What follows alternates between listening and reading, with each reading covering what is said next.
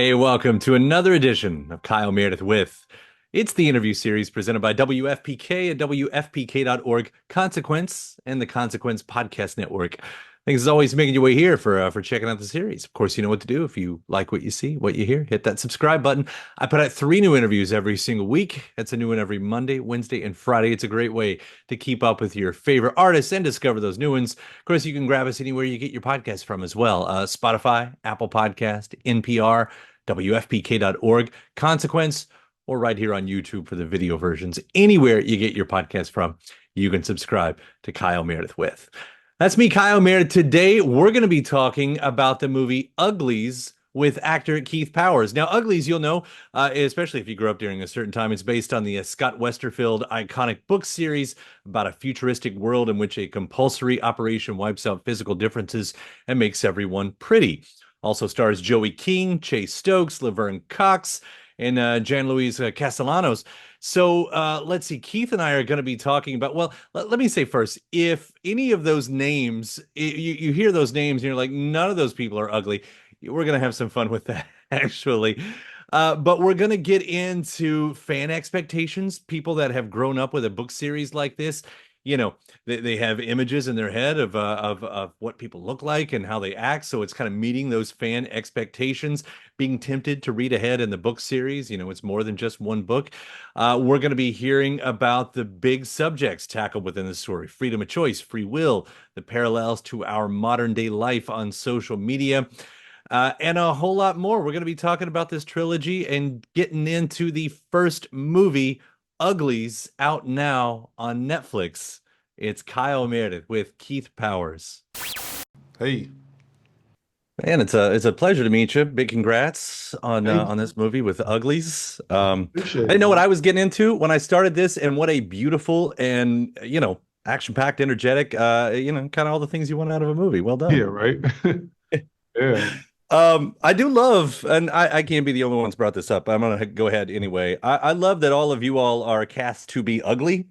Um, you were even a model. Yeah, at one point, yeah.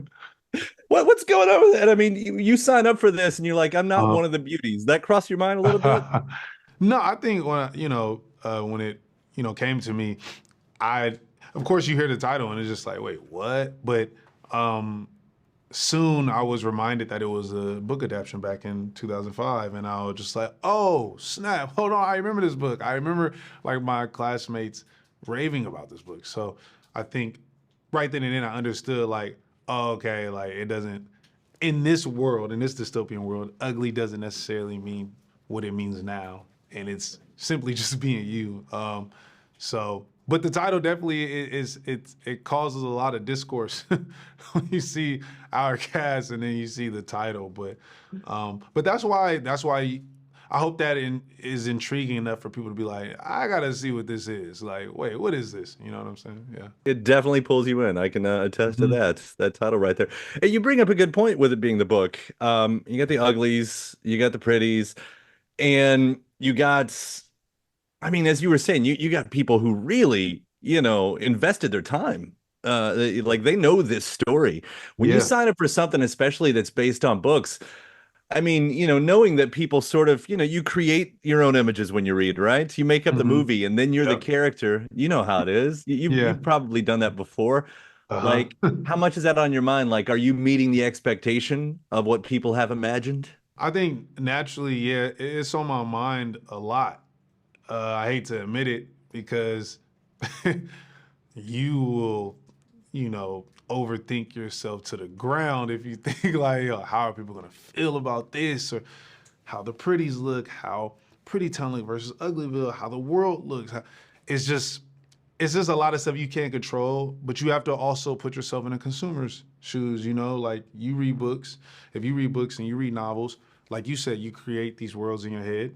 They look a certain way. You might see the movie, it might not be quite what you thought, but I think when you're really in love with a story, you find things to appreciate regardless. You might just say, hey, I enjoyed the book more. I think for this, I think people really will appreciate what we depicted on screen. And I mean, I'm all here for like, the discourse and people having like opinions about certain things of how versus what they see on screen and what they thought. I think that's the beauty of what we do. You know what I'm saying? That's art. So yeah, like, but I would not lie to you. I definitely, I'm like, I just hope the book readers really like this, but I'm I'm I'm confident that they will. Yeah, it's such a cool depiction. And that world building, I mean, really, it's Yeah, it's a lot. because, and props to everybody involved in that and McGee and everything. But so how much of the way that it does look was written? Because I know most of the acting you all have to do is Yeah. without that behind you, but how much of that was already there, like that you all knew what it was going to be? I think that of course in the book is definitely more is described more in the book like thoroughly. I think like and that's why I think it's so scary too when it comes to book readers because the book explains everything about the world so clearly that you know what I'm saying? Like it's so easy to create a clear cut image in your mind of how things look. Even from the covers, like from the older version of the Uglies cover to like it was like a newer version, but it was still kind of old that had a vision of how the pretties look. Like there's so many different ways it can go that could get scary. I think for the script, things are definitely like explained. But I read the script before I went back and read the book. So going back to read the book, you're like, oh snap, you see it even explained more in depth. And I still think like we did such a really good job of having our version of what that is because I think our version also really is parallel with social media and what people go through today. And I think that's the cool thing about this is like, yeah, it's dystopian 100 years in the future, but it's so relevant to 2024. And I think that's going to be really cool to see on screen.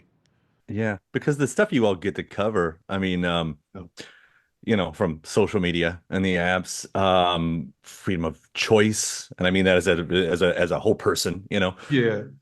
aging and the Mm-hmm. imperfections, Yep.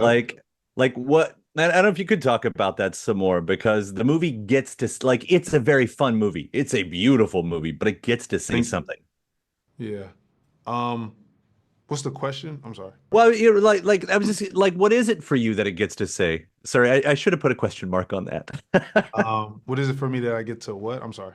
That the movie gets to say. Oh, yeah. Yeah. I mean, yeah, it's I mean, it's the title alone, right? It's like you see the title and then you see the cast, you're like, wait, what?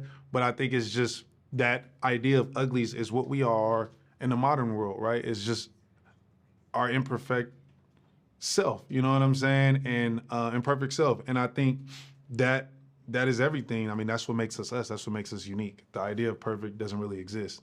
And when you chase that, that's when you deal with a lot of, insecurities and doubts about yourself. And I just think like the whole idea of what a pretty is in the book is chasing that perfection, and in chasing that perfection, to not spoil nothing, something happens with chasing that perspective where you lose a sense of self. And yeah, I think the story is just trying to say like everything that you're in search for is already within, and it could come off as like a cheesy or cliche, uh, message, but it's literally what we go through every day today in every aspect. Not even just like looks. It's like you're always comparing yourself to the next guy, or a woman is always comparing herself to the next woman. Status, financial status, relationship, how your relationship looks, how your house looks, everything, right? And I think this story is literally telling you like you're enough. You're all good being an ugly. Like, that's you, and that's fine. I can't help but playing around with it a little bit though, because it's Yeah. sort of also a red pill, blue pill Oh, situation, really? right? Mm-hmm. Like, like if someone does say, listen, you don't have to worry about anything. Like even looks aside, like aging, we're gonna Yeah. take care of it all. And you're gonna lose some of your memory, but outside of that, you get to just Mm-hmm. party and just live carefree for the rest of your life. Like, it doesn't sound horrible. Yeah, a lot of people. I think a lot of people today would take that one. They be like, "Yeah, I'll take that one," especially if they like going through something at the time. It's like, yeah, I think I'm gonna go with the. Let's say that's the red pill. I'm gonna go with the red pill. So, it's I think what's more important and like even with my character and what he's trying to and what the smoke represents is that freedom of choice, right? Like, yeah, okay, you can have the choice to go do that, but at least know what you're getting yourself into and then make the choice. But also before making that choice, know that how you are right now is okay. But yeah, if that was a red pill, blue pill thing today, yeah, people taking that red pill for sure. It might be. It might be. When you know that and I don't know if the whole trilogy is signed up or not. And sometimes things have to take off, sure. But knowing that this is a multiple story arc here, does that change the job for you? Like how you approach it, especially going into movie one? Yeah, I think naturally, yeah. I think the best thing to do is just focus at the task at hand. You know what I'm saying? And then hopefully, fingers crossed, everyone show up and we get the okay to do the rest of them. You have that on screen, like and you get to you have what before out there, and you could build off that. But I know for me, it's really just focusing on the task at hand because I'm a crazy overthinker and I'm really notorious of thinking of like everything in full and then getting myself excited, and not really just appreciating the present. So, yeah, I mean, it doesn't necessarily change anything for me because I just focus on being present in the task at hand. I think that's really just important to do as an actor. And what I'm still learning is to be present because that could really distract you when you're not. Yeah. Have you read ahead? A little bit, not all the way. Kind of Like I like would have to, I want to know the curiosity part, I right? know it's crazy. I haven't read ahead as far as like reading the book, but just like seeing people talk about my character and then being like, wait, hold on, I gotta go. Wait, I didn't know about this. Let me go do a quick Reddit research real quick and see what they say and then come back. Like just having that curiosity. But I haven't read the next books in full yet. But I am curious. Somebody asked me that question earlier and I was just like, damn, hold on. I think after this I'm about to go see because now I'm like extremely curious. Yeah. Gotta know what's going on. Yeah. It's well, outside of that though, and all the stuff you're doing, like straight out of Compton. You were also in the New Edition story, Hmm. and it's so hard, by the way, to play a musician. I think it Yeah, for is to sure. get it right on screen. The uh, fact that you pulled that off, multiple times in this, but you're also producing now, right? I mean, this is yeah. like you like how much of this is mixing business with the craft at this Yeah. I point? mean, Because you got to like, keep like, is that separation?